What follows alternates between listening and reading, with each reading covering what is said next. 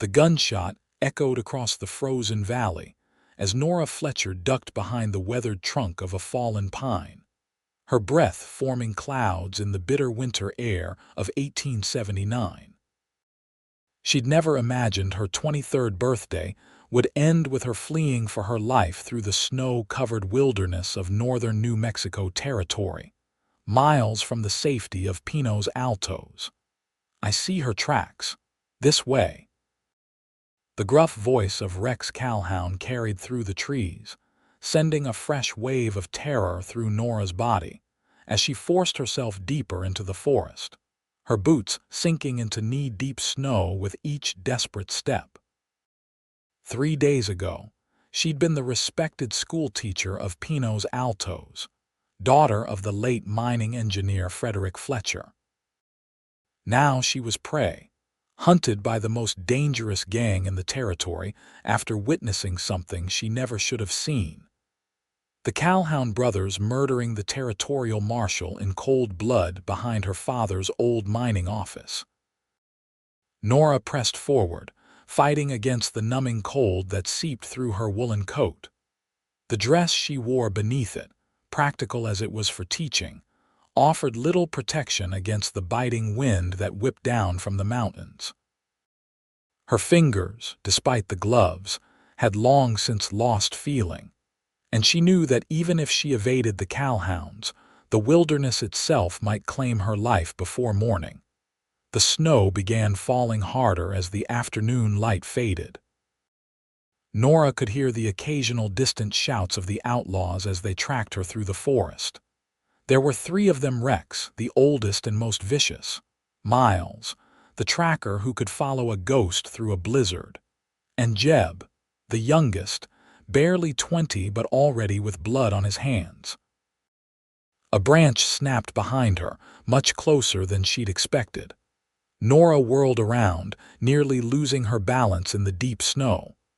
"Come on out, teacher lady," Rex's voice called, closer now.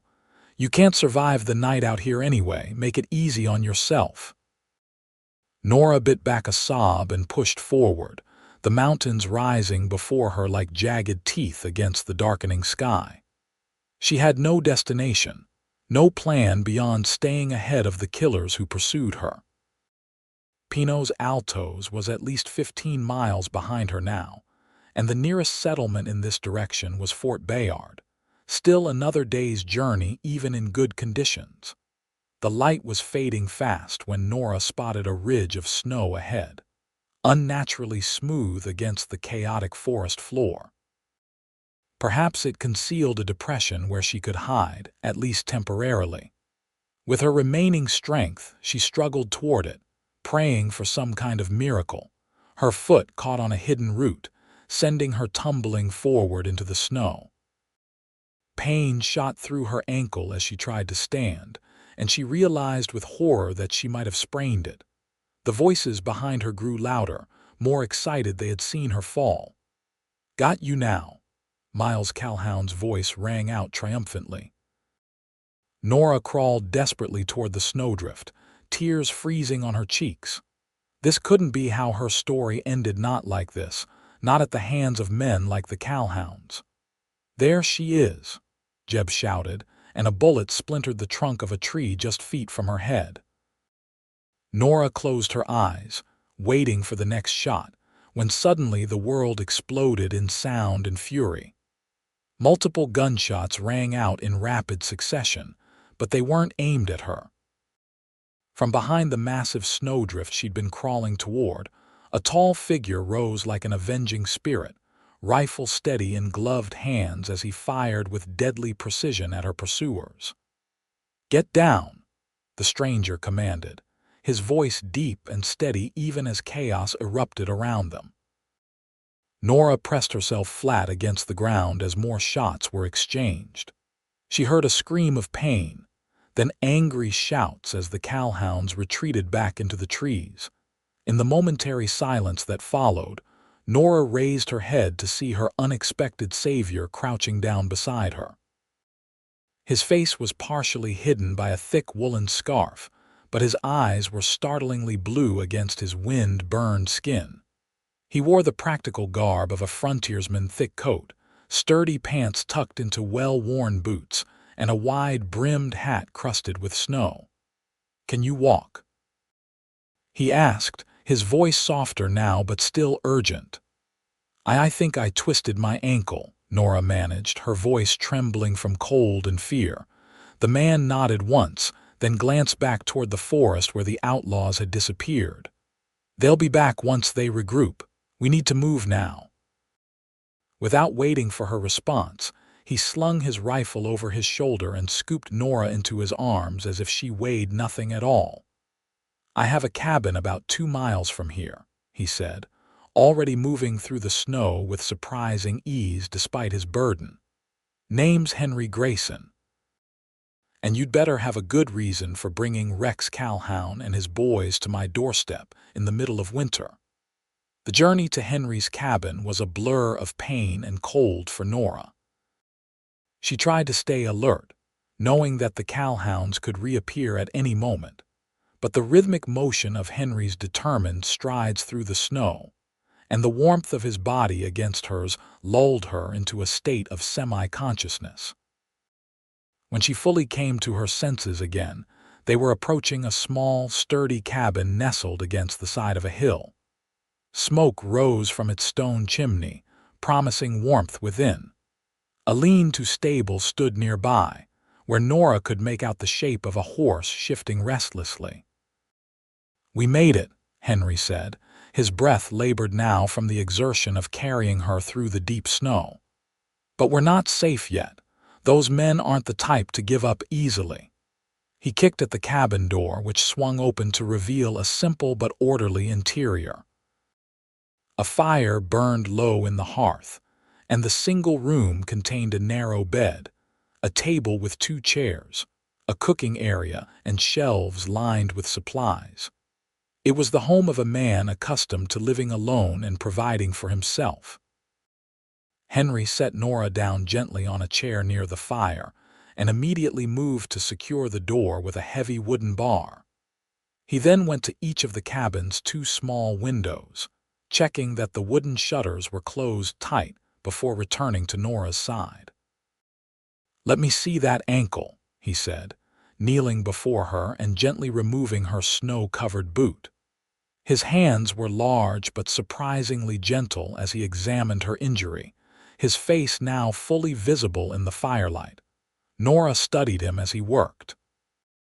Henry Grayson appeared to be in his early 30s, with a strong jaw covered in several days' worth of beard, and those remarkable blue eyes set in a face weathered by years in the wilderness. A small scar ran along his left cheekbone, and his dark hair fell in waves to his collar. "It's not broken," he announced after a moment. "Just a bad sprain. I'll wrap it for you, but you won't be running anywhere for at least a few days." He paused, fixing her with a direct gaze.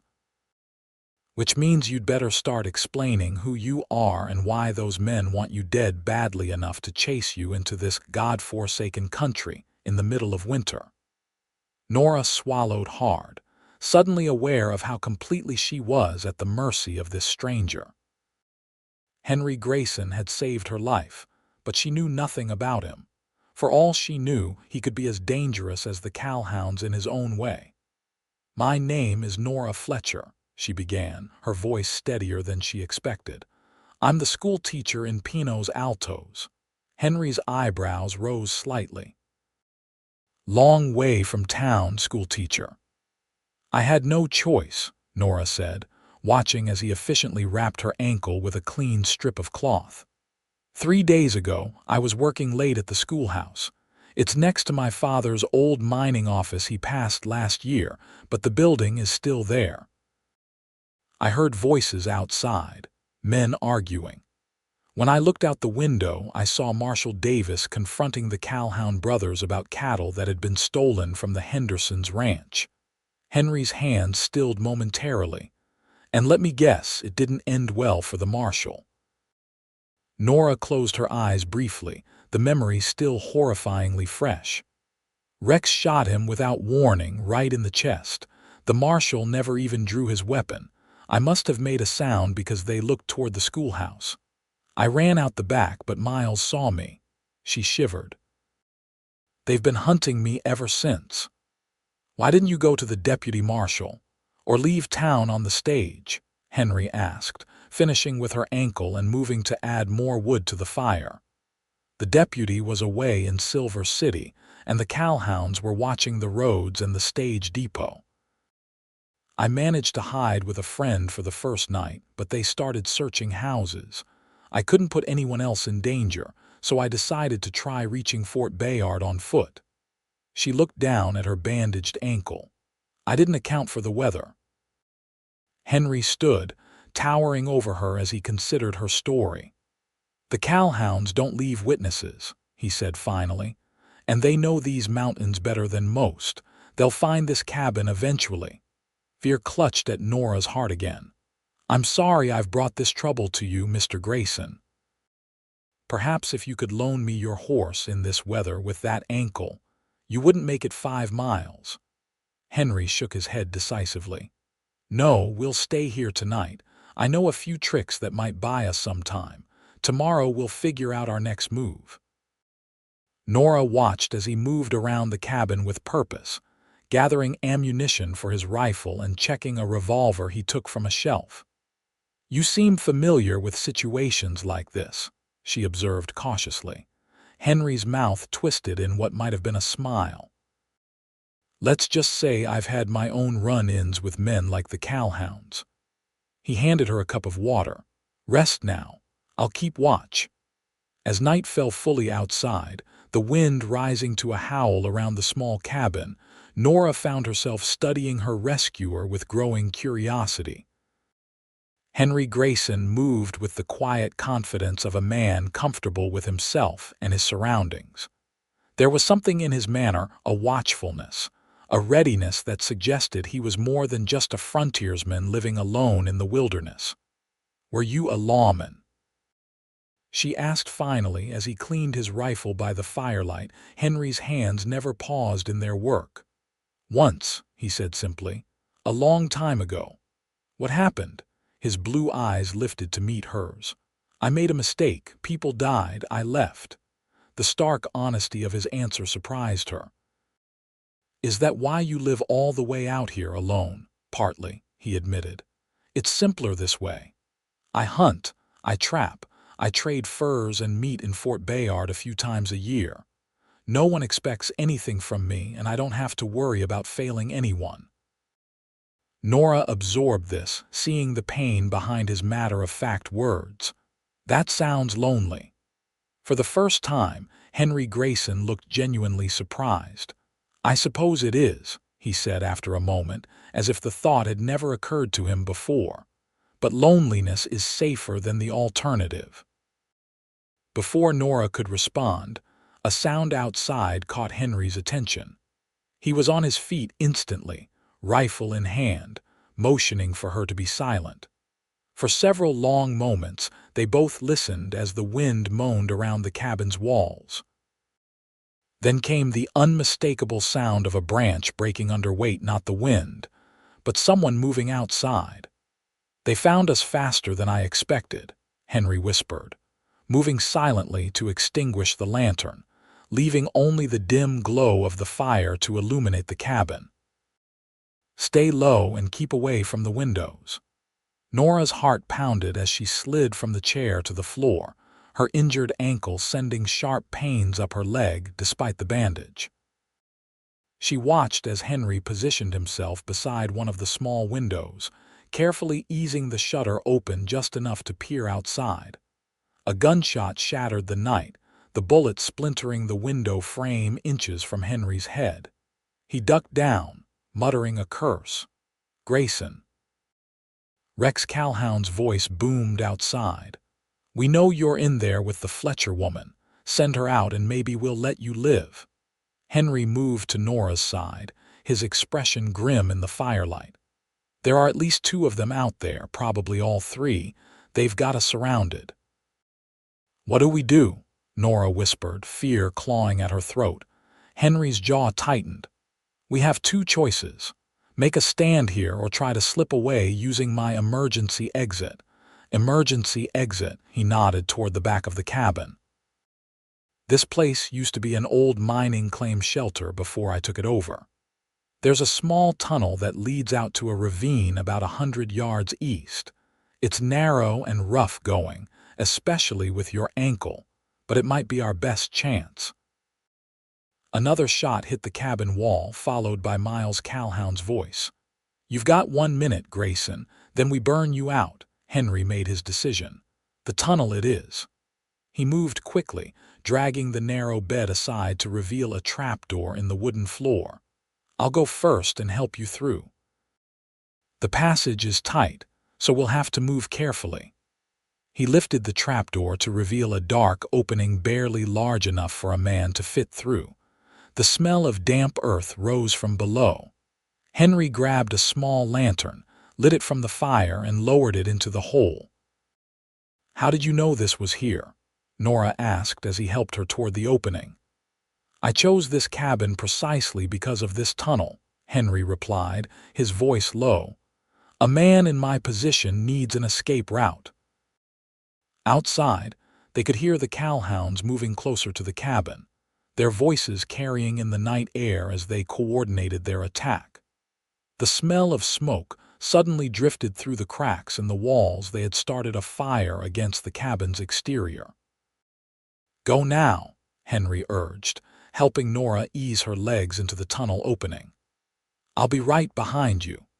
The tunnel was even narrower than it had appeared, forcing Nora to crawl on her hands and knees, pain shooting through her injured ankle with every movement.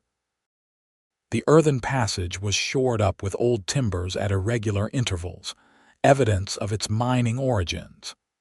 In places, the ceiling hung so low that she had to flatten herself against the ground to squeeze through.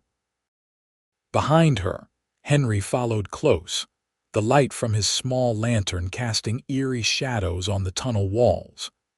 They moved as quickly as possible, the sounds of the Calhoun's attack on the cabin growing fainter behind them.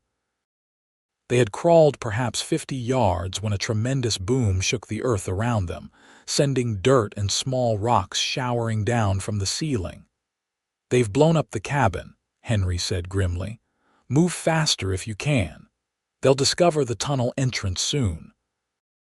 Nora pushed forward with renewed urgency, ignoring the pain in her ankle and the scrapes on her hands and knees. The tunnel began to slope upward, and ahead she could see a faint lightening in the darkness, the exit. When they finally emerged into the open air, they found themselves in a narrow ravine, the night sky visible as a strip of star-filled darkness above them. The wind had died down somewhat, but the cold hit Nora with renewed force after the relative shelter of the tunnel.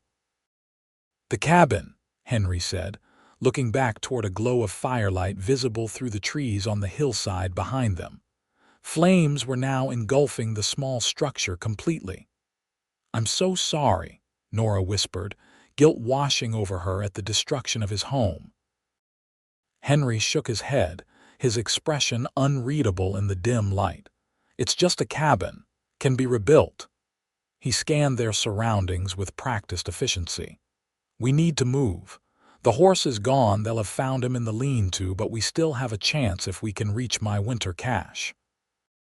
Winter cache? Nora questioned as he helped her to her feet. Supplies stash about 3 miles east of here. Food, weapons, warm clothes, enough to keep us alive until we can figure out our next move. He looked at her doubtfully. But with your ankle. I can make it, Nora said with determination, though she wasn't entirely sure that was true. I won't slow you down. Henry's expression softened slightly. Here. He shrugged out of his heavy coat and wrapped it around her shoulders, leaving himself in just a wool shirt and vest. You need this more than I do. But you'll freeze, Nora protested. I'm used to the cold, he said simply. And we'll be moving. That keeps the blood flowing. Without further discussion, he helped her into the coat and then fashioned a makeshift walking stick from a fallen branch. Lean on this, and on me when you need to. They set off through the snow, following the ravine for a while before Henry led them up a steep embankment and into the forest proper. The going was slow and difficult, especially for Nora, but Henry never showed impatience. He matched his pace to hers, steadying her when she stumbled, occasionally carrying her across particularly challenging terrain. The night grew colder as they traveled, the snow starting to fall again in large, lazy flakes that clung to their hair and clothing. Henry kept them moving steadily eastward, navigating by the stars when they were visible and by some internal compass when they were not. "How far have we come?" Nora asked after what felt like hours of trudging through the snow. "About 2 miles," Henry replied, his breath forming clouds in the frigid air. "Not much further to the cache." Nora nodded, too exhausted to speak further. Her ankle throbbed mercilessly, and despite Henry's coat, the cold had seeped into her bones. She focused on placing one foot in front of the other, leaning heavily on the walking stick and occasionally on Henry's strong arm. They had just started to descend a gentle slope when Henry suddenly froze, his hand shooting out to stop Nora. "What is it?" she whispered, instantly alert despite her exhaustion. Henry didn't answer immediately, his head tilted as he listened intently. Then Nora heard it too, the distant sound of voices carried on the wind. "They're tracking us," Henry said, his voice tight. "They must have found the tunnel exit." "How?" "In this darkness, Miles Calhoun can track a ghost," Henry said, echoing Nora's own earlier thought. "And they're probably using torches." He scanned the surrounding forest quickly. "We need to throw them off our trail." Without warning, he scooped Nora into his arms again and began moving sideways along the slope rather than continuing downward. "What are you doing?" she asked, clinging to his neck as he carried her through the snow. "There's a creek about a 1/4 mile this way," he explained, moving as quickly as he dared in the darkness. "If we can reach it and follow it downstream for a while, it might confuse our trail enough to buy us some time." The creek, when they reached it, was partially frozen, with water still flowing beneath a thin crust of ice near the center. Henry set Nora down carefully on the bank. "We need to walk in the water," he said, his expression apologetic. "It's the only way to hide our tracks completely." Nora looked at the dark, icy water with dread but nodded her understanding. "Let's do it." Henry helped her remove her boots and stockings, then did the same himself. The shock of the frigid water as they stepped into the creek nearly took Nora's breath away, but she bit back her cry, knowing that any sound might carry to their pursuers. They waded downstream, the water never rising above their calves but numbing their feet and legs within minutes. Henry supported much of Nora's weight, allowing her to lean heavily against him as they moved through the painful cold. After what seemed an eternity, but was probably no more than 15 minutes, Henry guided them back to the creek bank and helped Nora onto dry land. Their feet were bloodless white, and Nora could barely feel them as Henry quickly dried them with a bandana from his pocket and helped her put her stockings and boots back on. "Wiggle your toes," he instructed as he pulled on his own boots. "Keep the blood moving." "We can't stop long enough to warm them properly yet." Nora did as she was told, wincing as painful pins and needles began to replace the numbness. Henry was already scanning the forest again, listening for any sign of pursuit. "I think it worked," he said finally. "I don't hear them anymore. But we need to keep moving. The cache is just beyond that ridge." He pointed to a rocky outcropping barely visible in the darkness ahead. They set off again, both moving more stiffly now as they fought against the effects of their icy wade.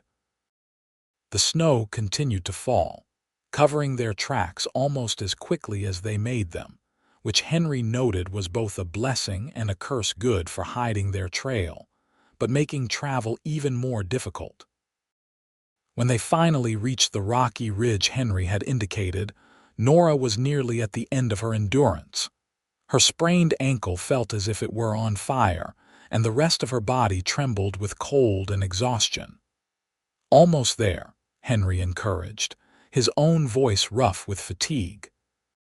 He led her along the base of the ridge until they came to a narrow crevice between two large boulders. "In here." The crevice widened into a small cave, just large enough for a person to stand upright in its center. Henry fumbled in the darkness until he found and lit a candle stub that had been left on a natural shelf in the rock wall. The flickering light revealed a well-organized collection of supplies: a small barrel, several bundles wrapped in oilcloth, a stack of firewood, and what appeared to be extra clothing and blankets. "Your cache," Nora breathed in relief. Henry nodded, already pulling blankets from the stack. "We can rest here. The entrance is hidden from view, and with this snowfall, no one will find our tracks to this spot." He handed her a blanket. "Wrap yourself in this while I get a fire started." He worked quickly, building a small fire in a ring of stones that had clearly been used for this purpose before. The cave was small enough that it warmed quickly once the flames were established, and Nora felt life returning to her frozen limbs as she huddled close to the heat. Henry rummaged through his supplies, producing dried meat, hardtack, and a small pot that he filled with snow to melt for tea. He also found a jar of salve which he applied gently to Nora's ankle after unwrapping the bandage to check on the swelling. "It looks worse," he commented, his fingers careful on her tender skin. "But that's to be expected after the way we've been traveling." He reapplied the bandage, his touch so gentle that Nora found herself studying his face as he worked, noting the concentration in his blue eyes and the way his dark hair fell forward as he bent over her ankle. "Thank you," she said softly when he finished, "for everything. You've saved my life multiple times in just a few hours." Henry looked up, seeming almost embarrassed by her gratitude. "Anyone would have done the same." "No," Nora shook her head firmly. "Most people wouldn't have. Most would have sent me on my way or handed me over to the Calhouns to save themselves." She hesitated, then asked the question that had been growing in her mind since he'd rescued her. "Why did you help me, Mr. Grayson? Why put yourself at risk for a stranger?" Henry was silent for a long moment, feeding small sticks to the fire.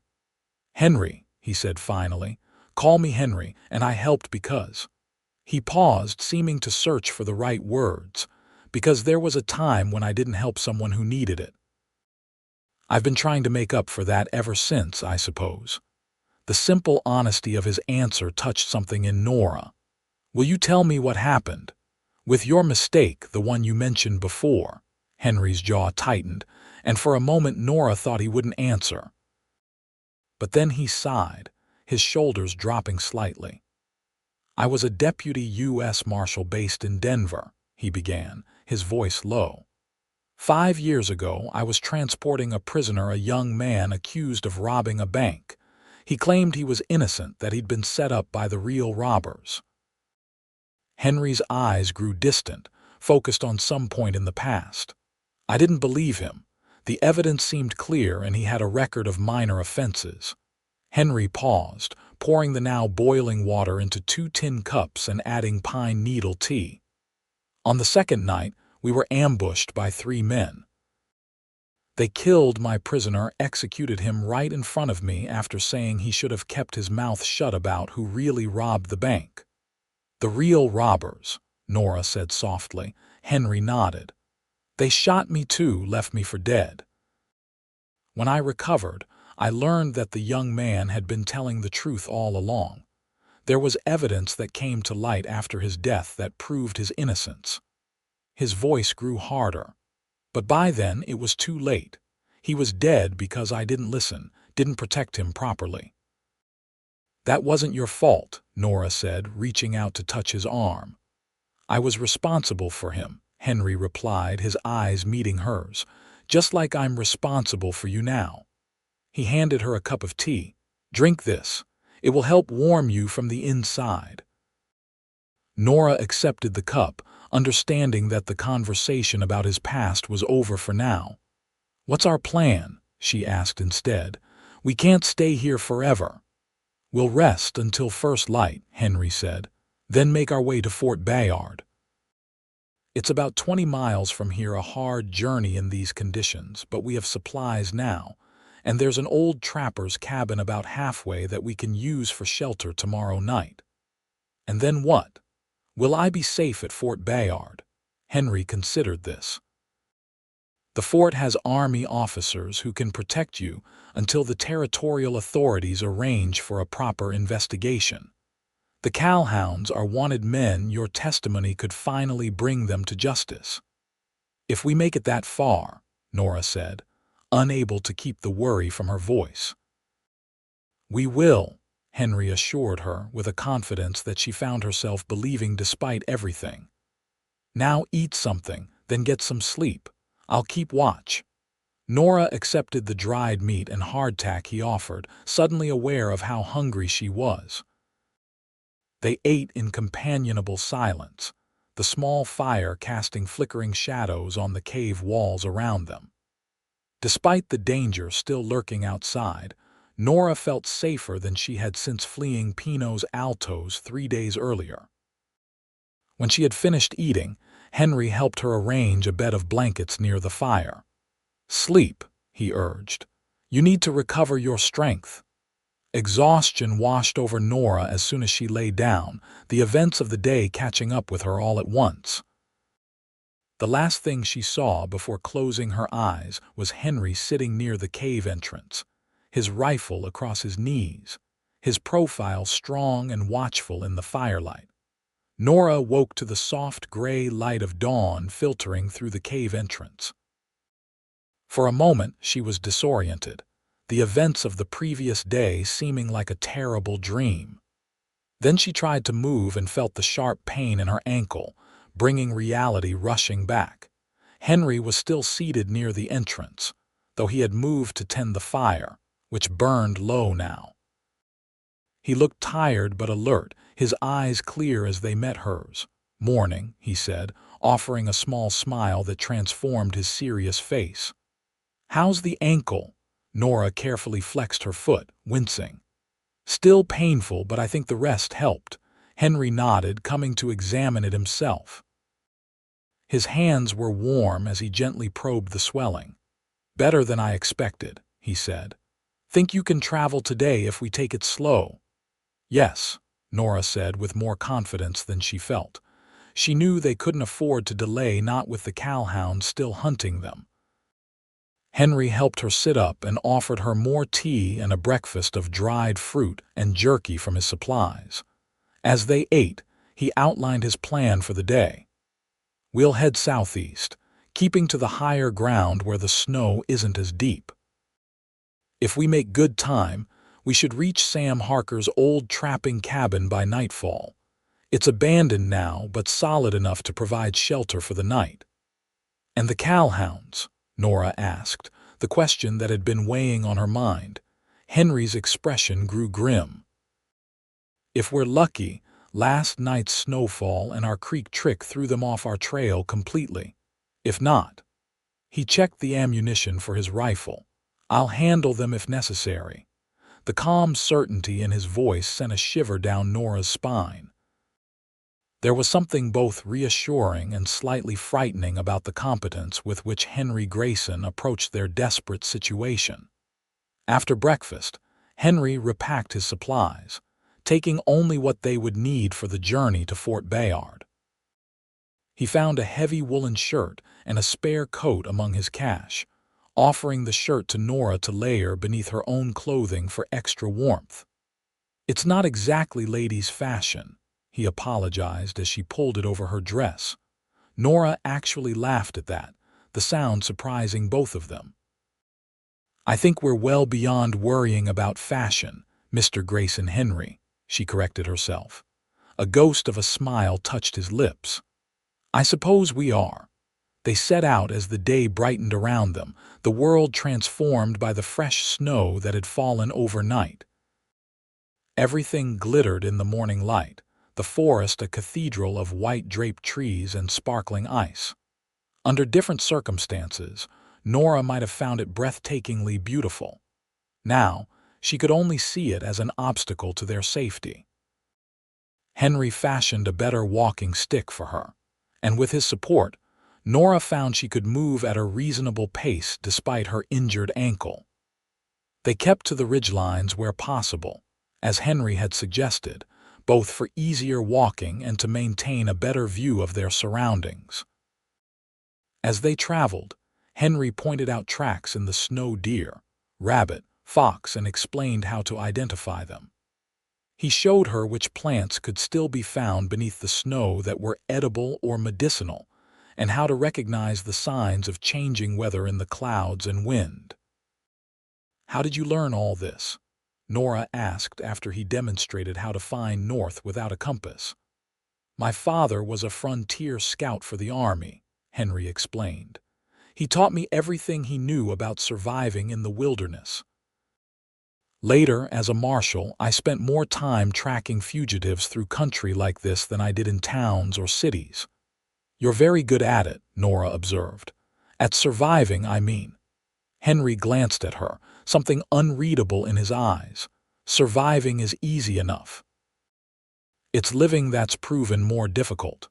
Before Nora could ask what he meant, Henry stopped abruptly, raising his hand for silence.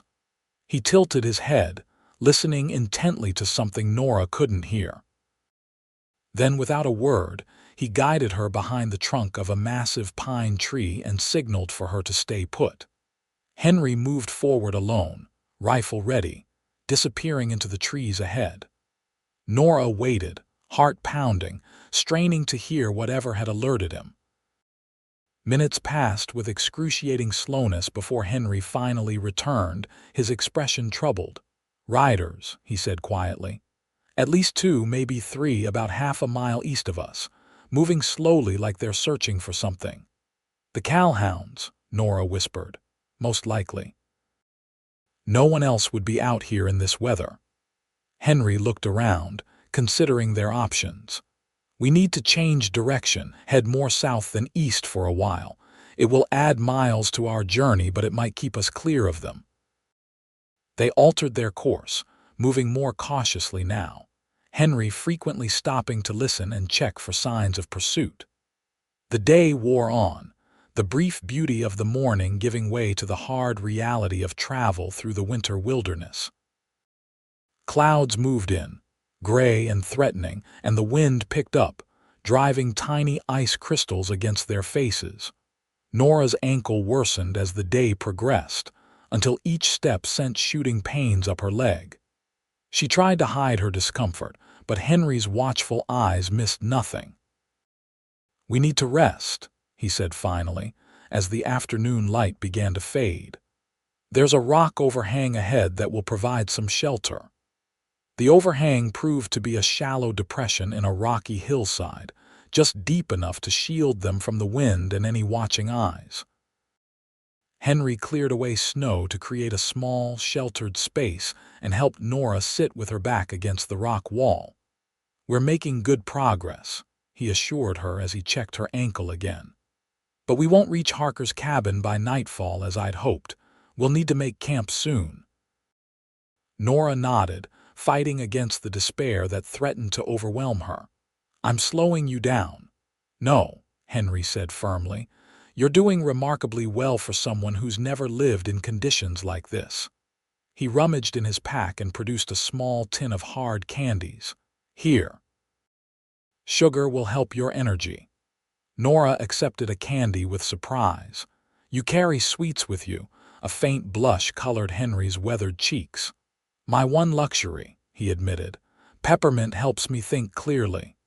The simple, human confession warmed Nora more than the candy itself. This man, who had seemed so formidable and perhaps a bit frightening at first, was revealing himself to be thoughtful, kind, and even a little vulnerable in his own way. They rested for perhaps half an hour, sharing water and more of the dried meat from Henry's supplies. As they prepared to set out again, the first fat snowflakes began to fall from the leaden sky. "Another storm coming," Henry observed, looking up with concern. "We need to find shelter before it hits in earnest." They pushed on through the gathering snowfall, the world around them growing dimmer as both daylight and visibility diminished. Nora concentrated on placing one foot in front of the other, leaning heavily on her walking stick and occasionally on Henry's strong arm. The snow fell faster as they traveled, soon obscuring the landscape in a swirling white curtain that made it difficult to see more than a few yards ahead. Henry moved with confidence nonetheless, navigating by some internal map that Nora couldn't begin to understand.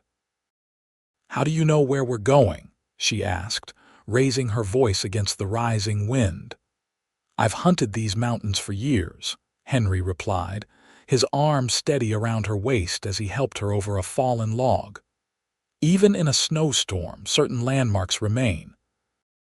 That rock formation to our left," he nodded toward a barely visible shape in the whiteness, "means we're about a mile from a stand of old-growth pines where we can make shelter for the night." Nora marveled at his certainty, grateful beyond words for his knowledge and skill. Without Henry Grayson, she would have died several times over by now from the Calhoun's bullets, from the wilderness itself, or from simple despair. The pine forest, when they reached it, provided some relief from the driving snow. The massive trees, centuries old and towering above them, created a canopy that caught much of the snowfall before it reached the forest floor. Here, the ground was covered with a thick carpet of pine needles overlaid with a thinner blanket of snow. "This will do," Henry said, surveying a small clearing surrounded by the largest of the pines. "The trees will break the wind, and there's material here to build a proper shelter." Despite her exhaustion, Nora insisted on helping as Henry constructed what he called a lean-to shelter against the trunk of the largest pine. He cut branches from smaller trees using a hatchet from his pack, arranging them against a fallen log to create a sloped roof and partial walls. Pine boughs layered thickly on the ground inside formed a surprisingly comfortable bed, and more branches woven together created a windbreak for the open side of the shelter. By the time they finished, full darkness had fallen, and the snowstorm raged around their little haven. Henry built a small fire at the shelter's opening, positioned to reflect heat inward while the smoke was carried away by the wind. "Not as comfortable as my cabin," he said as they huddled inside, "but it will keep us alive through the night." Nora looked at the simple structure with genuine admiration. "It's remarkable what you've created with just branches and snow. You could probably survive anywhere." Henry smiled slightly as he arranged their blankets.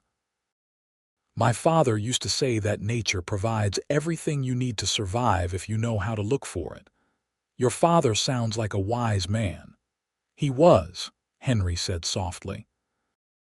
"He died during a blizzard much like this one, guiding an army patrol back to their fort after they got lost in Crow territory.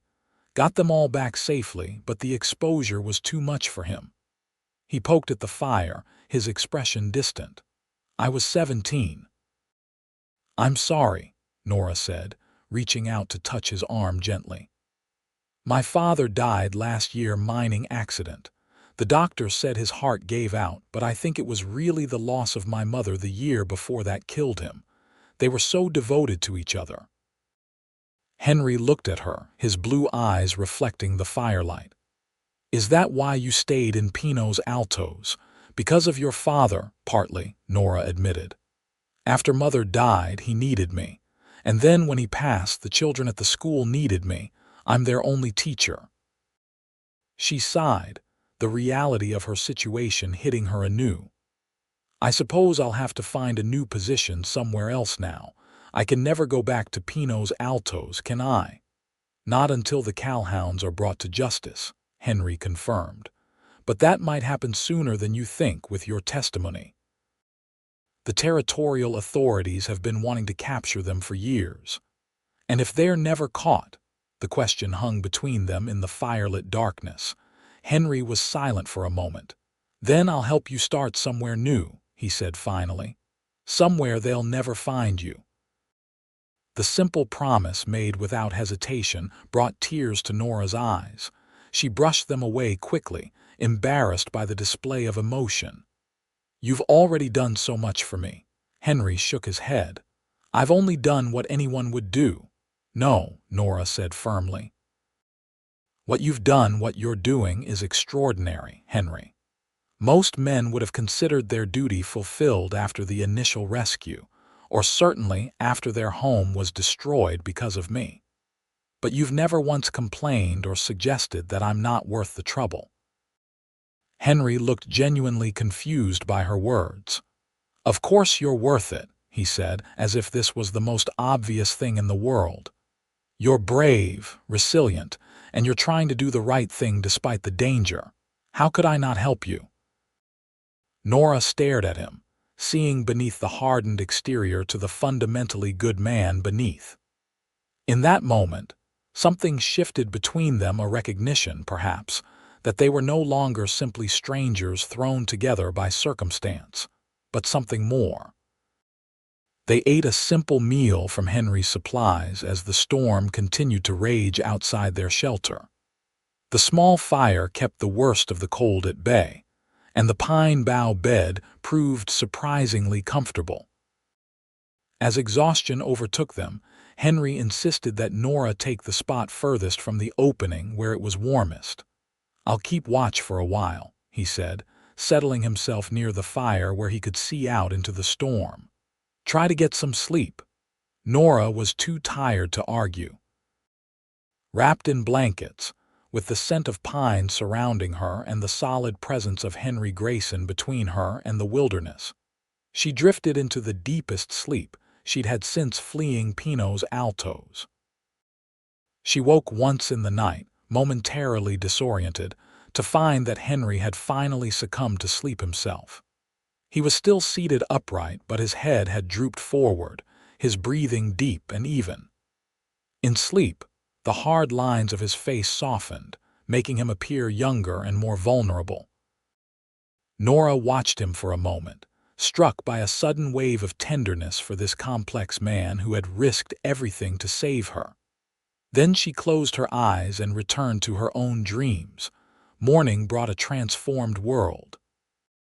The storm had passed during the night, leaving behind a pristine landscape of untouched snow that sparkled blindingly in the clear sunlight.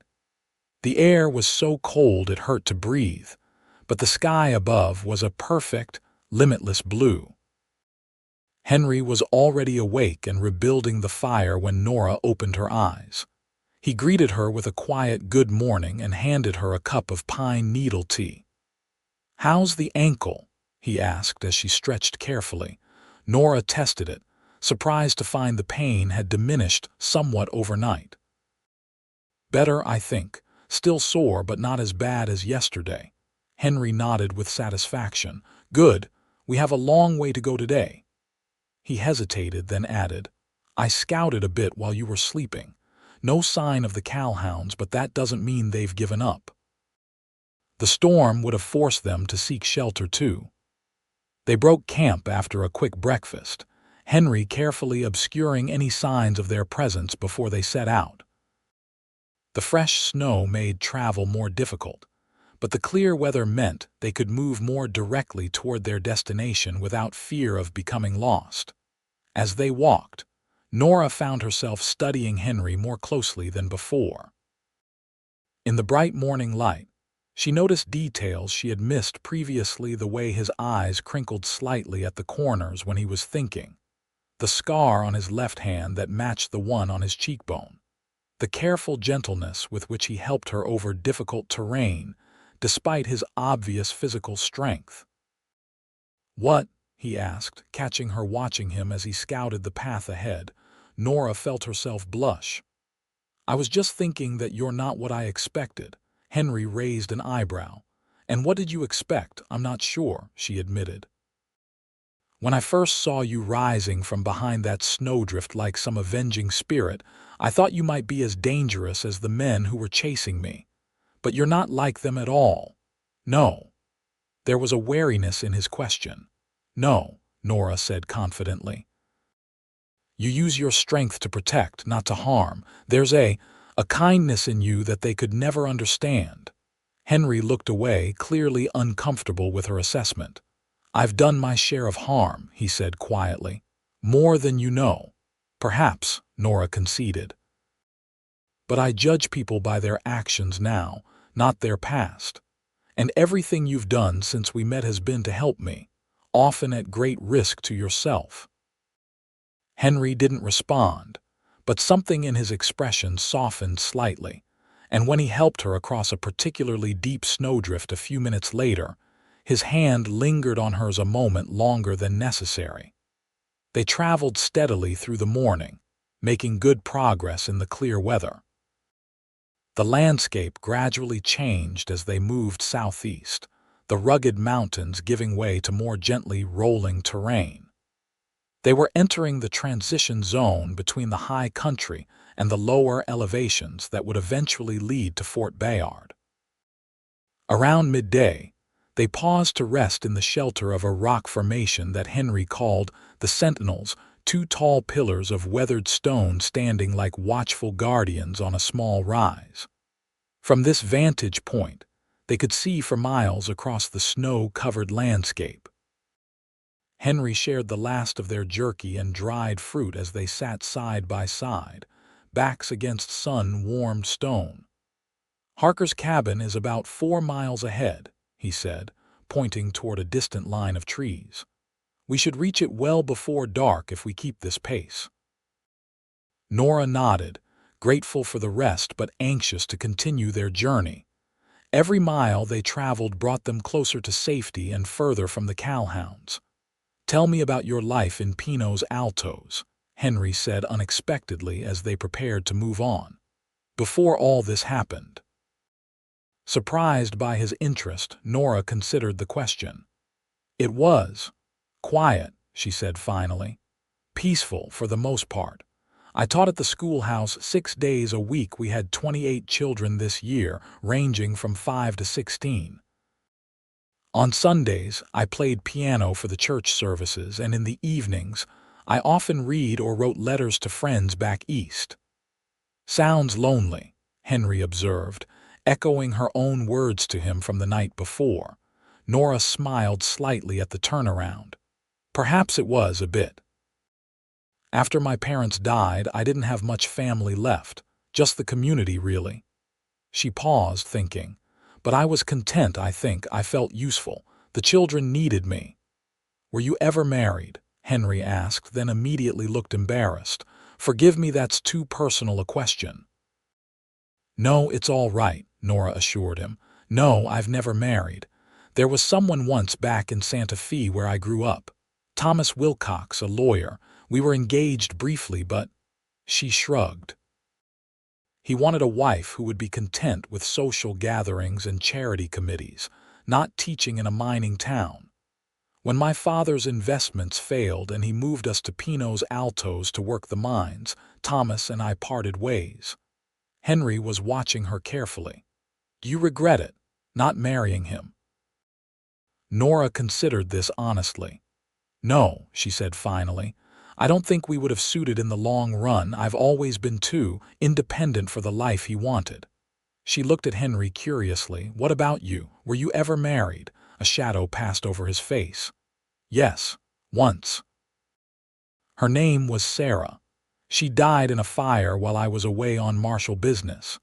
His voice was flat, emotionless, but Nora could see the pain beneath his controlled expression. That was 6 years ago. I'm so sorry, Nora said softly, understanding now another piece of the puzzle that was Henry Grayson.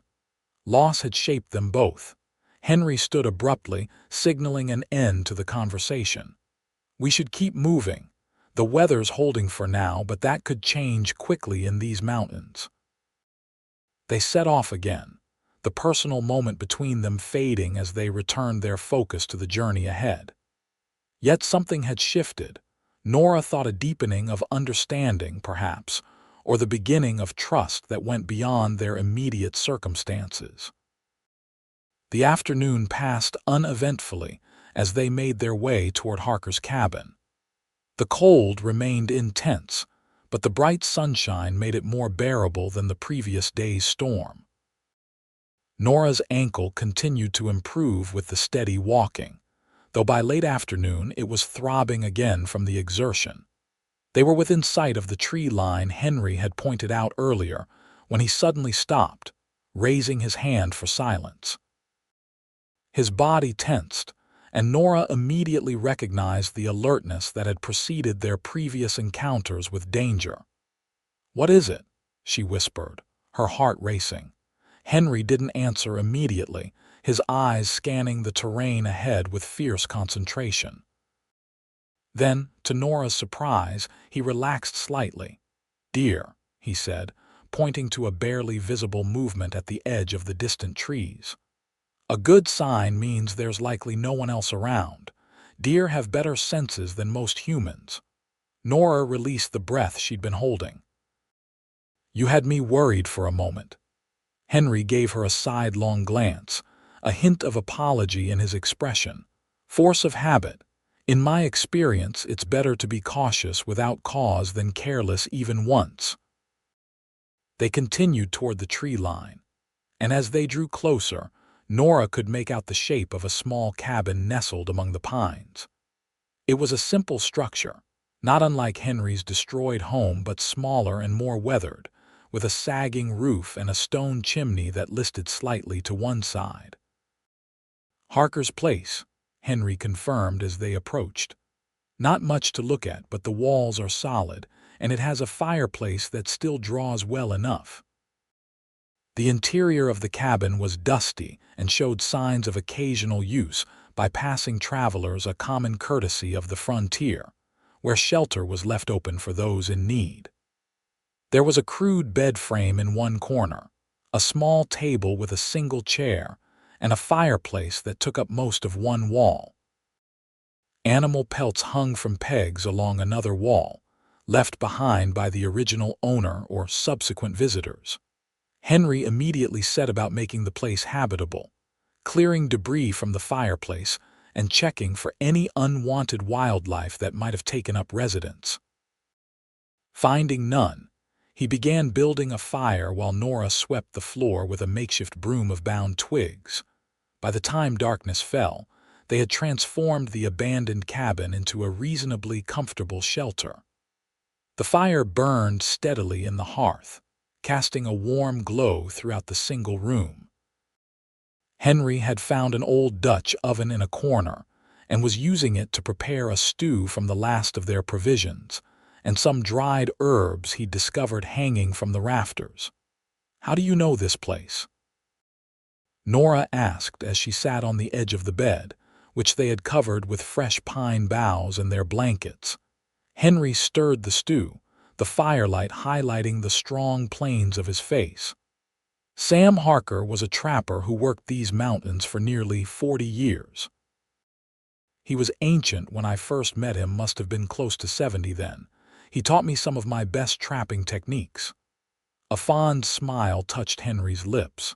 "Cantankerous old man, but fair and honest. He died in his sleep about 3 years ago, right in that bed where you're sitting." "Oh." Nora started to rise, but Henry chuckled. He'd be pleased someone was making use of his cabin, he assured her. Harker believed that anything left behind after death should serve the living. "It's why he never bothered to be buried in a proper cemetery, told me once to just leave his body for the mountain lions when his time came." "Did you?" Nora asked, fascinated despite herself. Henry nodded. "It was what he wanted. I wrapped him in his favorite bearskin and left him on a ridge overlooking the valley he loved. Seemed fitting somehow." The simple dignity of the story touched Nora deeply.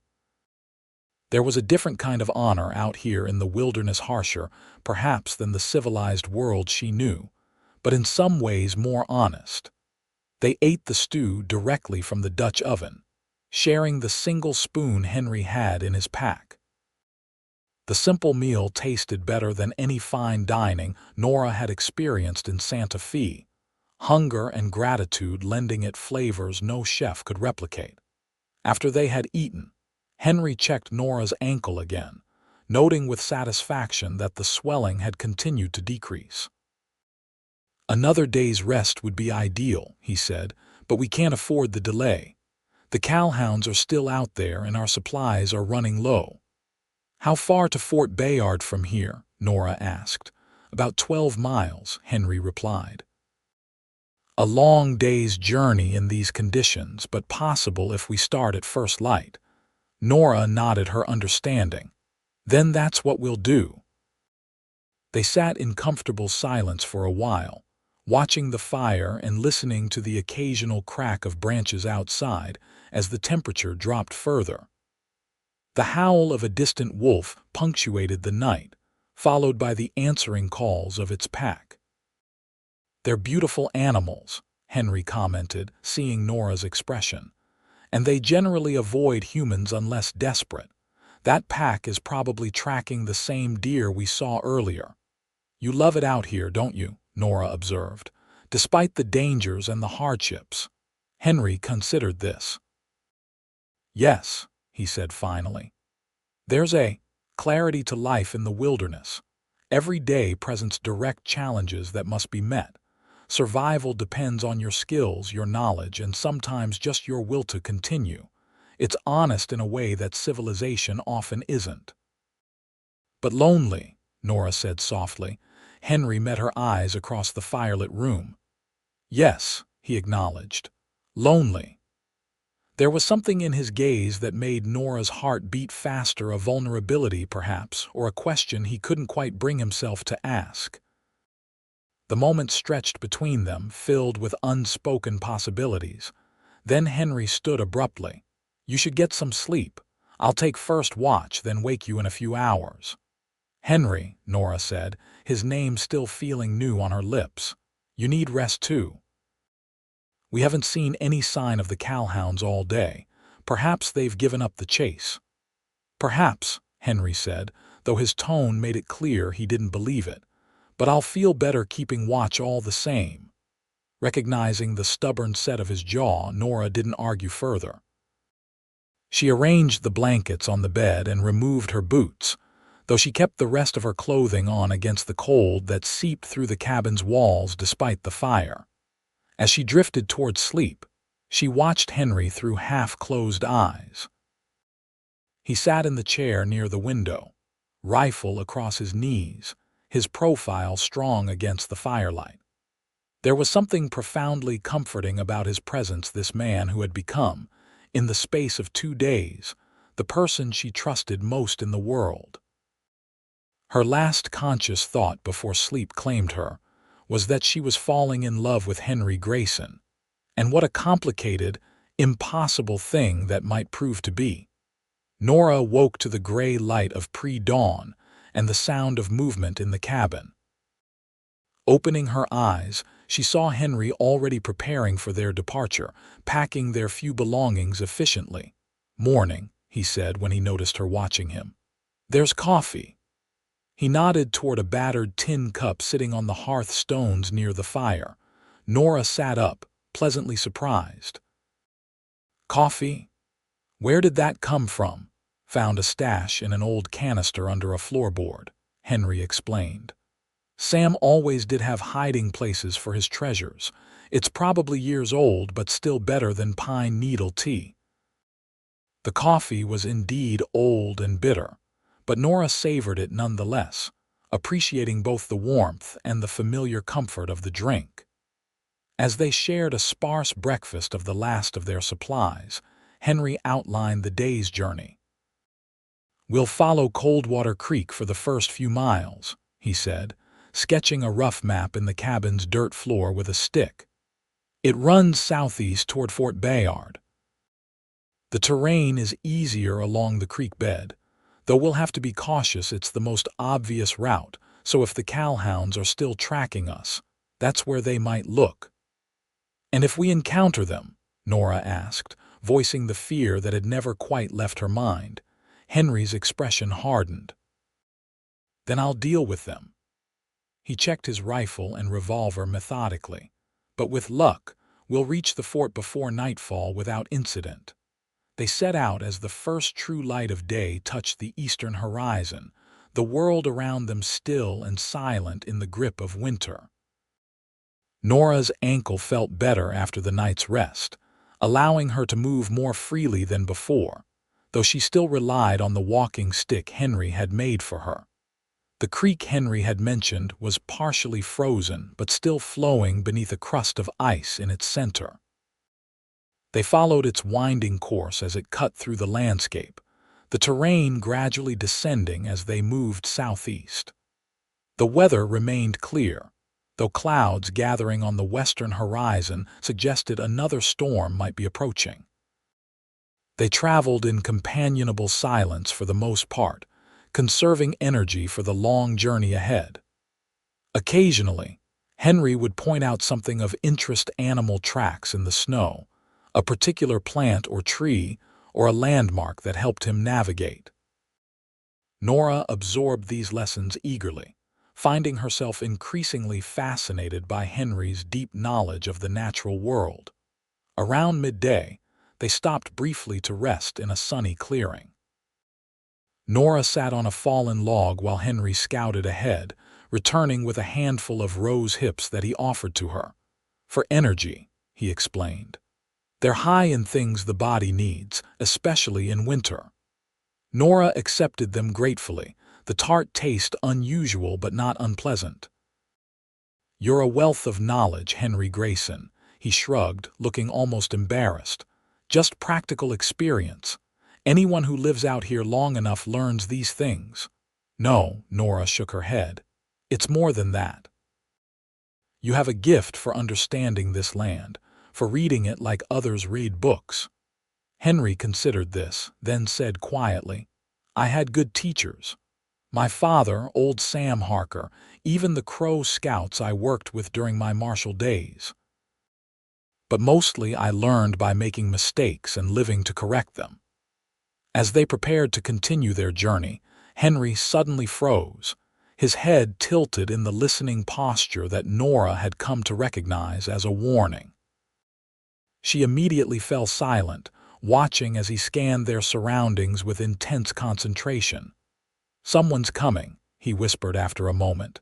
"From downstream, at least 2 horses moving slowly." Nora's heart raced. "The Calhounds, most likely." Henry was already guiding her away from the creek bed and toward a stand of pine trees on higher ground. "We need to get out of sight." They moved as quickly and quietly as possible, Nora ignoring the renewed pain in her ankle as they climbed away from the creek.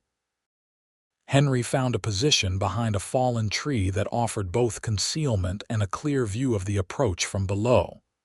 "Stay down," he instructed, his rifle ready. "If anything happens to me, keep heading southeast. The fort is about 8 miles that way." He pointed. "Follow the creek as much as possible, but stay on high ground where you can see what's ahead." "Nothing's going to happen to you," Nora said firmly, refusing to contemplate the alternative. Henry gave her a quick, surprisingly tender smile. "Just in case," he said, then returned his attention to the creek bed below. They didn't have to wait long. Within minutes, 2 riders appeared, moving cautiously along the creek. Even from a distance, Nora recognized the distinctive bulk of Rex Calhoun on a large bay horse. Beside him rode his brother Miles, leaning forward in his saddle as he studied the ground ahead looking for tracks. Nora realized with a chill. "Where's the third brother?" she whispered. "Don't know," Henry murmured back, his eyes never leaving the riders. "Could be scouting separately, or maybe he was injured in our earlier encounter." The Calhounds stopped directly below their position, apparently discussing something. Though they were too far away for their words to be clearly heard, their gestures suggested some disagreement about which direction to take. "They've lost our trail," Henry whispered with satisfaction. "The creek and yesterday's sunshine melted enough snow to obscure our tracks." As they watched, Rex Calhoun made a decisive gesture downstream, and the brothers continued in that direction, moving away from where Nora and Henry were hidden. "They think we're sticking to the creek bed," Henry said as the riders disappeared around a bend. "That buys us some time, but we need to be even more careful now. They're closer than I'd like." They waited several more minutes to ensure the Calhouns were truly gone before emerging from their hiding place. Henry altered their route slightly, keeping to higher ground parallel to the creek rather than following its course directly. The afternoon wore on, each mile bringing them closer to safety, but also draining their remaining strength. Nora's ankle, which had improved overnight, began to pain her severely again with the increased exertion and uneven terrain. She tried not to show it, but Henry's observant eyes missed nothing. "We'll rest more frequently," he decided after noticing her wince for the third time in as many minutes. "Better to arrive at the fort after dark than not arrive at all because you've injured yourself further." Nora started to protest, but realized he was right. "Thank you," she said instead. "I'm sorry to slow us down." "You're not slowing us down," Henry assured her. "You're doing remarkably well for someone who wasn't raised to this kind of life." The simple praise warmed Nora more than she would have expected. From Henry Grayson, such words carried genuine weight. He was not a man given to empty flattery. They continued their journey, pausing briefly every hour or so to rest Nora's ankle.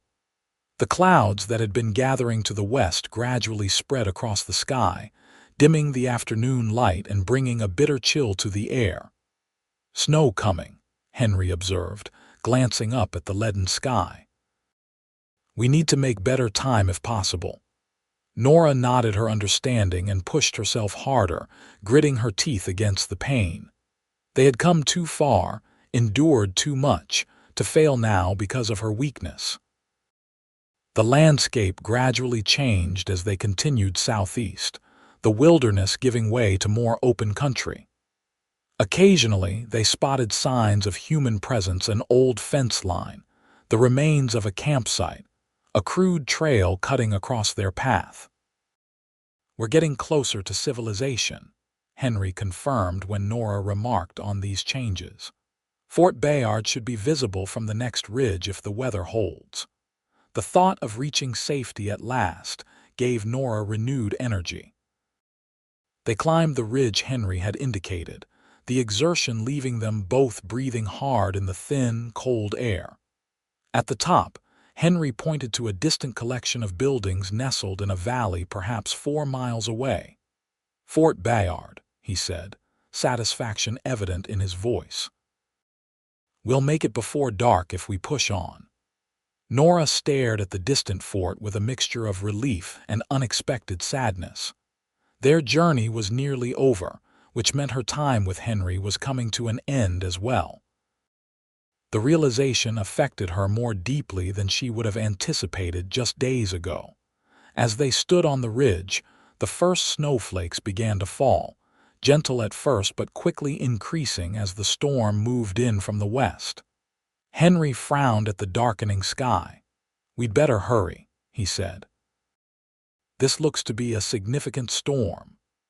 They had just started down the other side of the ridge when a shot rang out, the bullet striking a tree trunk inches from Nora's head. Henry reacted instantly, shoving her to the ground and covering her body with his own as a second shot whistled overhead. "Stay down," he commanded, already returning fire in the direction the shots had come from. Nora pressed herself against the snow-covered ground, terror and adrenaline coursing through her body. More shots were exchanged, the reports echoing across the ridge. Through the increasing snowfall, Nora could make out movement among the trees to their right, at least two figures advancing on their position. "It's all three of them," Henry said grimly as he reloaded his rifle. "They must have split up to search a wider area." He glanced at Nora, his expression resolute. "I'm going to draw their fire. When I do, I want you to make for the fort. Don't stop, don't look back. Just run as hard as you can." "No," Nora grabbed his arm. "I won't leave you to face them alone." "This isn't a debate," Henry said firmly. "You're the witness. You need to reach the fort to testify against them. I'll be right behind you." Before Nora could protest further, Henry rose to a crouch and fired several rapid shots, then sprinted to a position about 30 yards to their left, drawing the Calhoun's fire away from her. "Go," he shouted as bullets followed his movement, splintering bark and sending snow flying. Heart pounding, Nora forced herself to her feet and began running down the ridge toward the distant fort. The deep snow made it difficult, and her injured ankle screamed in protest. But fear gave her speed she didn't know she possessed. Behind her, the gunfire continued, punctuated by shouts and the occasional crash of underbrush as the combatants moved through the woods. Nora wanted desperately to look back, to make sure Henry was all right, but she kept her focus forward as he had instructed. The snow fell more heavily now, limiting visibility and making her progress even more difficult. Nora stumbled frequently, each time forcing herself back up to continue the desperate flight toward safety. Her breath came in ragged gasps, creating clouds of vapor in the freezing air. She had covered perhaps half a mile when she heard heavy footsteps behind her.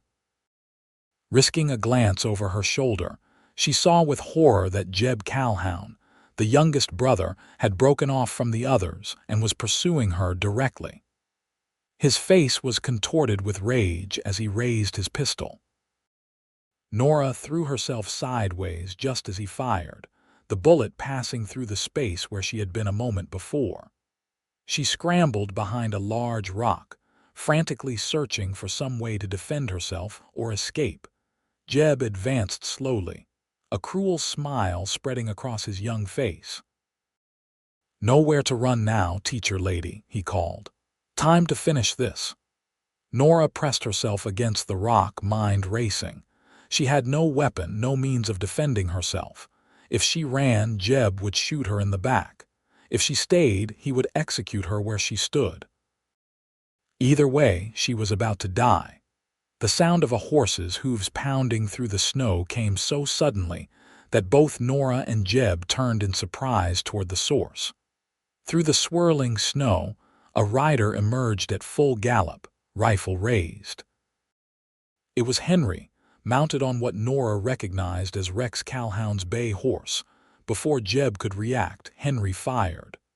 The young outlaw staggered backward, clutching his chest, then collapsed face first into the snow. Henry reined in beside Nora, extending his hand. "Come on," he urged. "The other two are right behind me." Nora grabbed his arm and he swung her up behind him on the horse with surprising strength. She barely had time to wrap her arms around his waist before the bay leapt forward, powerful muscles bunching as it carried them down the slope toward Fort Bayard. "Are you hurt?" Henry called over his shoulder as they galloped through the increasing snowfall. "No," Nora managed to reply, her arms tight around him. "What about you?" "I'm fine," Henry said, though Nora thought his voice sounded strained. "I managed to get the drop on Rex, took his horse. Miles is wounded but still dangerous. We need to reach the fort before they regroup." The horse struggled through the deepening snow, its pace slowing despite Henry's urging. Behind them, Nora could hear distant shouts, the remaining Calhoun brothers, still in pursuit despite everything. "They don't give up," she said, amazement mixing with her fear. "Men like that can't afford to," Henry replied grimly. "For them, it's a matter of survival now. If you testify, they hang." The fort grew larger as they approached, its walls a promise of safety in the gathering storm. They were perhaps half a mile away when the bay horse suddenly stumbled, nearly sending them both flying. Henry managed to keep them mounted, but the horse's gait had changed. It was favoring its right foreleg. "Must have stepped in a hole," Henry muttered. "We can't push him much harder." They continued at a slower pace, the horse laboring through the snow. The shots from behind had stopped, but Nora knew the Calhouns were still coming. The snow would slow them as well, but they wouldn't stop until they had silenced the only witness who could send them to the gallows. When they were within sight of the fort's main gate, Henry suddenly slumped forward in the saddle. Nora grabbed him, alarmed to feel wetness soaking through his coat. "Henry, you're bleeding." "It's nothing," he said, though his voice was noticeably weaker. "Just a scratch." "Don't lie to me," Nora said fiercely, supporting him as best she could while they continued toward the fort. "How bad is it?" Henry didn't answer immediately, focusing his energy on staying upright in the saddle. Finally, he admitted, "Took a bullet in the side during the fight. Not too deep, I think, but it's bleeding more than I expected." Nora's heart clenched with fear. After everything they'd been through, the thought of losing Henry now was unbearable. "Just hold on," she urged. "We're almost there." As they approached the fort's gate, a sentry called out a challenge. Nora shouted back, her voice carrying across the open ground, "Help us. We're being pursued by outlaws. This man is injured." The gates swung open and soldiers rushed out to meet them, rifles ready and pointed toward the white expanse behind them.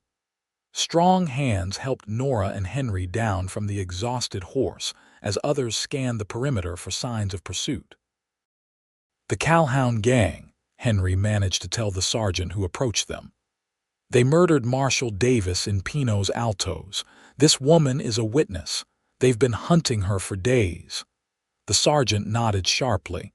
"We know the Calhouns. Been wanting to get our hands on them for a while." He turned to his men. "Jackson, take a patrol out, see if you can spot them, and get the doctor for this man." Nora refused to leave Henry's side as they were escorted inside the fort's walls. Only when they reached the infirmary and the army doctor took charge did she allow herself to be led to a separate room where a kindly officer's wife helped her change into dry clothing and brought her hot tea. "Your friend will be all right," the woman assured her. "Doctor Patterson is the best surgeon in the territory. He's patched up worse wounds than that." Nora nodded gratefully, but her thoughts remained with Henry. Friend seemed such an inadequate word for what he had become to her in the span of just a few days. She had entrusted him with her life, and he had protected it at the risk of his own. Beyond that, something deeper had grown between them, a connection forged in danger and hardship that felt more real than any relationship she had known before. It was nearly an hour before she was allowed to see Henry. He lay on a narrow bed in the infirmary, his torso wrapped in clean bandages, his face pale but composed. He smiled when he saw her, and Nora felt her heart lift in response. "The doctor says you'll recover," she said, taking the chair beside his bed. "Though you'll need to rest for a few weeks." Henry grimaced. "Not my favorite activity, but I suppose I don't have much choice." "No, you don't," Nora said firmly. "You've done quite enough heroics for now." A comfortable silence fell between them, broken only when Henry asked, "Any word on the Calhouns?" "The patrol returned a little while ago," Nora told him. "They found Jeb's body where you left him, but no sign of Rex or Miles. The commander has sent telegrams to all the nearby settlements and ranches warning them to be on the lookout." Henry nodded, unsurprised. "They won't give up easily, but they'll be more cautious now, especially with Miles wounded." He looked at Nora seriously. "You'll still need protection until they're captured." "The commander has already assigned 2 soldiers to guard me," Nora assured him. "And a U.S. Marshall is on his way from Santa Fe to take my statement and arrange for formal charges to be filed." "Good," Henry said, relaxing slightly against his pillows. "That's good." Another silence fell, this one more charged than before. Nora found herself studying Henry's face, memorizing its details. Despite his pallor, he was handsome in a rugged way that appealed to her far more than Thomas Wilcox's polished good looks ever had. "What will you do now?" Henry asked finally. "After the marshal takes your statement," Nora had been pondering this same question. "I'm not sure," she admitted. "I can't return to Pino's Altos while the Calhouns are still free, and perhaps not even after they're captured. There will be those who were friendly with them, who might bear a grudge. You could go back to Santa Fe," Henry suggested, "or further east, start fresh somewhere far from here." The thought brought an unexpected pang of sadness. "Perhaps," Nora said noncommittally. "What about you? Where will you go when you've recovered?" Henry looked away, his expression unreadable. "I don't know. My cabin is gone. I suppose I could rebuild, but—" He trailed off, then admitted quietly, "The thought of returning to that solitude doesn't hold the appeal it once did." Nora's heart beat faster at his words. "Because of what happened?" "Because of you," Henry said simply, his blue eyes meeting hers directly. "You were right about the loneliness. I'd gotten so used to it that I stopped noticing until you made me see it again." Nora reached out hesitantly, taking his hand in hers. Perhaps neither of us needs to decide immediately. We could take some time to consider our options." Henry's fingers tightened around hers.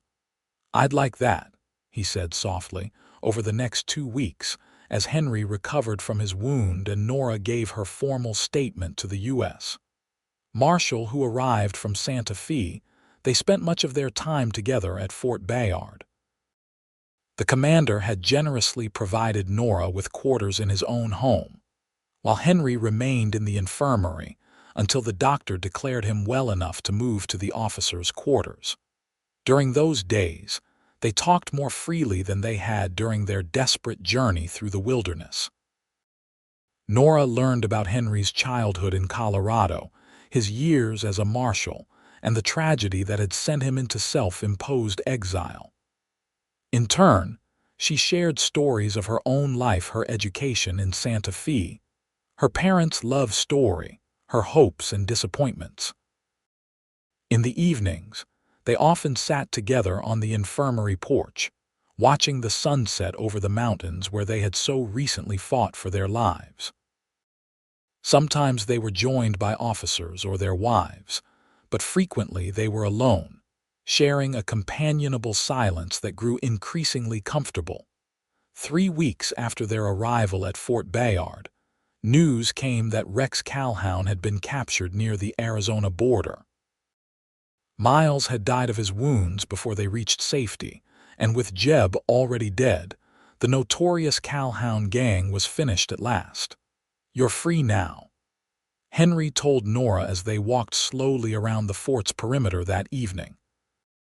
His strength had returned, though he still moved with a slight stiffness from his healing wound. "You can go wherever you choose without looking over your shoulder." Nora nodded, feeling a curious mixture of relief and uncertainty. "And what about you? What will you do now?" Henry stopped walking, turning to face her directly. In the weeks since their arrival, he had trimmed his beard and cut his hair, but his eyes remained the same blue and steady, watching her with an intensity that made her breath catch. "That depends," he said carefully, "on what you decide." "What I decide," Nora repeated, her heart beginning to race. Henry took a deep breath as if gathering courage. "Nora, these past weeks getting to know you properly, without the immediate threat of death hanging over us, have been the happiest I've known in years." He paused, then continued more softly, "I find I don't want them to end." Nora felt a smile begin to spread across her face. "Nor do I." Encouraged by her response, Henry took her hands in his. I've been offered a position as a scout for the Army, based here at Fort Bayard. It would mean a steady income, a chance to use my skills but without the solitude that was slowly killing me before. His thumbs traced gentle patterns on her palms. The commander mentioned that the fort's school is in need of a teacher as well. Nora's smile widened. Did he indeed? He did, Henry confirmed, his own lips curving upward. And I thought I hope that perhaps you might consider staying here with me. The last words came out in a rush, as if he feared losing his nerve if he didn't say them quickly. Nora stepped closer to him, her heart full. Henry Grayson, are you asking me to court you? I'm asking for much more than that, Henry said softly. But I'll settle for courting to begin with, if that's what you prefer. In answer, Nora raised herself on tiptoe and pressed her lips gently to his. It was a brief kiss, sweet and full of promise, but when she pulled back, she saw in Henry's eyes the same emotion that filled her own heart. I would like nothing better than to stay here with you, she said. Whether as your sweetheart, your wife, or simply your friend, though I admit I have a preference among those options. Henry's smile was radiant as he drew her into his arms. As do I, he murmured before capturing her lips again in a deeper, more passionate kiss that left them both breathless. Spring came to the mountains around Fort Bayard, melting the snows and bringing new life to the land that had nearly claimed Nora's life months before. She stood on the porch of the small house she now shared with Henry, watching as he split firewood in the yard, his movements strong and sure, showing no sign of his winter injury. They had been married in a simple ceremony at the fort's chapel just as the first wildflowers began to bloom. The commander had given them this house as a wedding gift, a gesture of gratitude, he said, for Nora's willingness to take on the education of the fort's children and Henry's invaluable service as scout and hunting guide for the soldiers. Life at Fort Bayard suited them both. Nora found that teaching the mix of Army officers' children and those from nearby settlements gave her a sense of purpose similar to what she had known in Pino's Altos, while Henry's position allowed him to use his wilderness skills without returning to the isolation that had marked his years after Sarah's death. In the evenings, they would often sit together on their porch, watching the sunset and planning for the future, perhaps children of their own someday, a larger house, maybe even a small ranch when Henry's contract with the Army ended. But neither was in a hurry. For now, they were content to build their life together one day at a time, grateful for the unexpected journey that had brought them to each other. Sometimes, on clear nights when the stars spread like diamonds across the vast New Mexico sky, Henry would take Nora's hand and lead her to the ridge behind their home. There, with the fort's lights twinkling below and the wilderness stretching endlessly beyond, they would stand together in comfortable silence, remembering the desperate days that had forged their bond and appreciating the peace they had found. You ever regret it?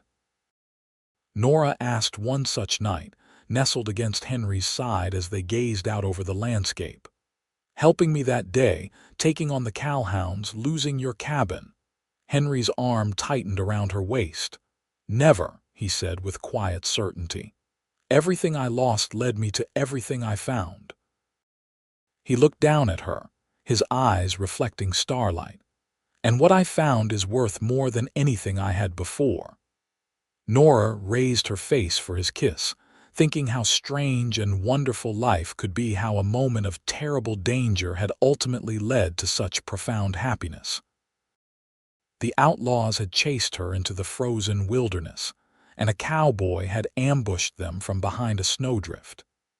In doing so, he had not only saved her life, but given her a love greater than she had ever imagined possible. As spring turned to summer, and summer to fall, their life together at Fort Bayard continued to flourish. Nora's school grew as more settlers moved to the area, attracted by the protection the fort offered and the fertile valley lands nearby. Henry's reputation as a scout and hunter spread throughout the territory, bringing occasional requests for his services from ranchers, lawmen, and even the territorial governor. In the winter of 1880, almost exactly a year after their first meeting, Nora discovered she was expecting their first child. The news filled them both with joy and a touch of apprehension. Parenthood was a frontier neither had explored before.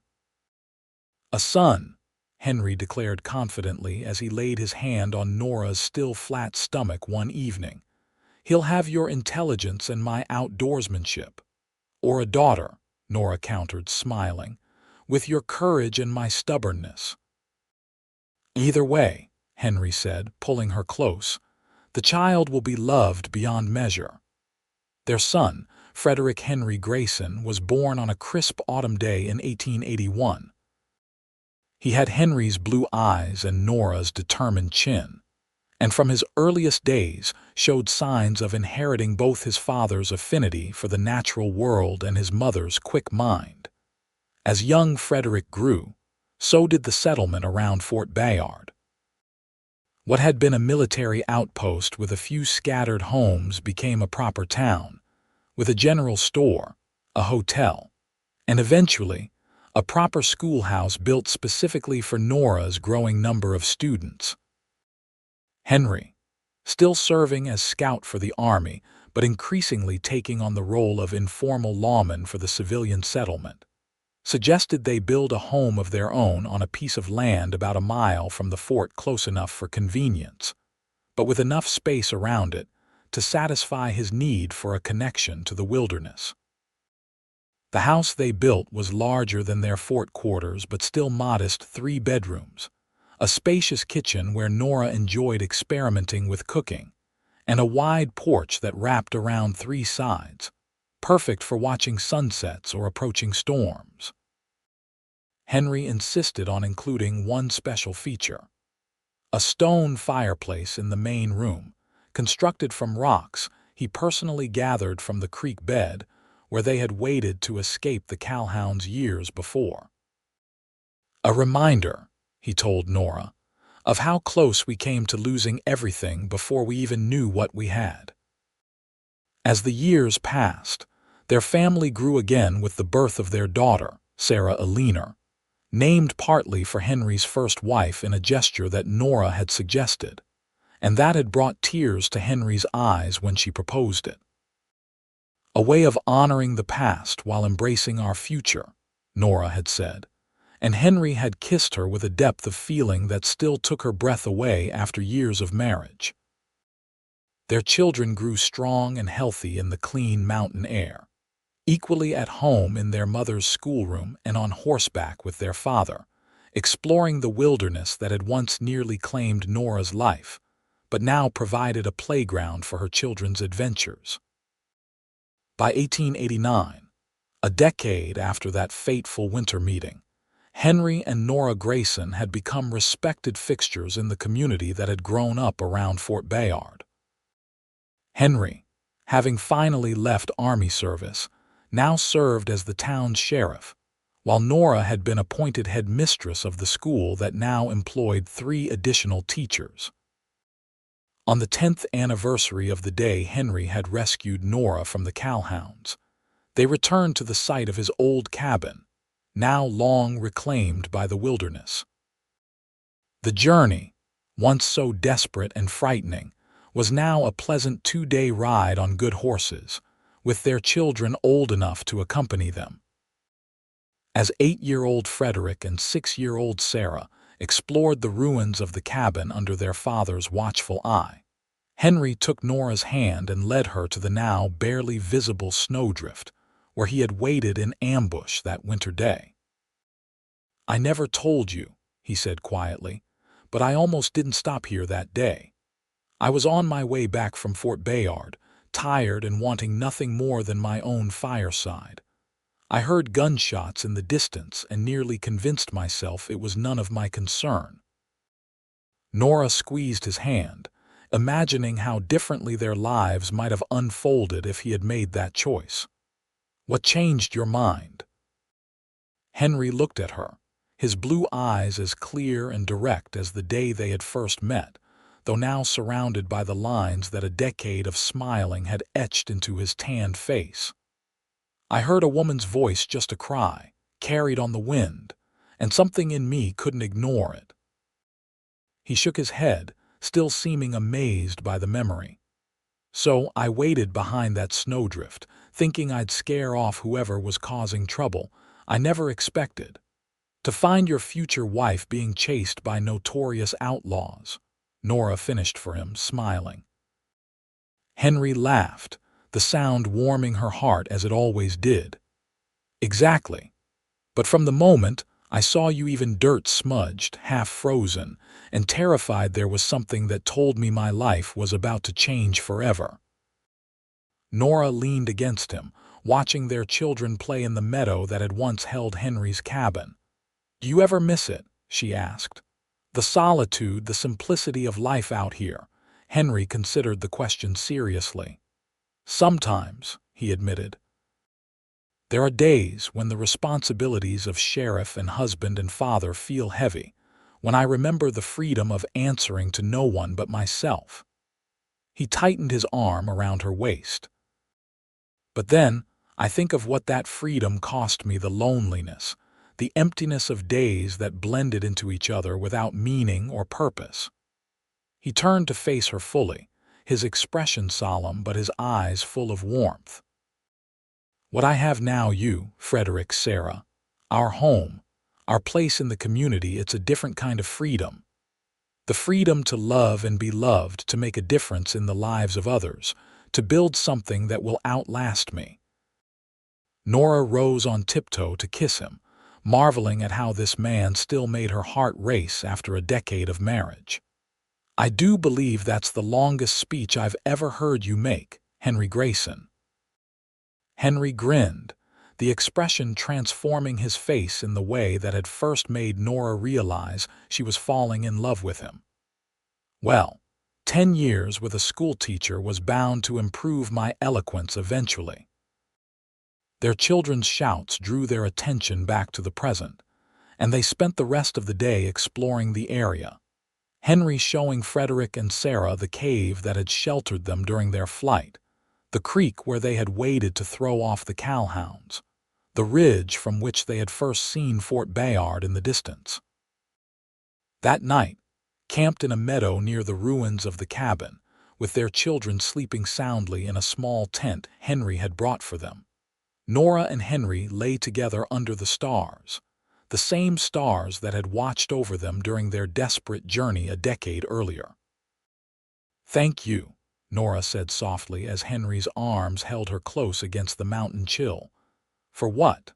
"For being the kind of man who couldn't ignore a cry for help," she said. "For risking everything to save a stranger, for loving me even when it meant giving up the life you had built for yourself."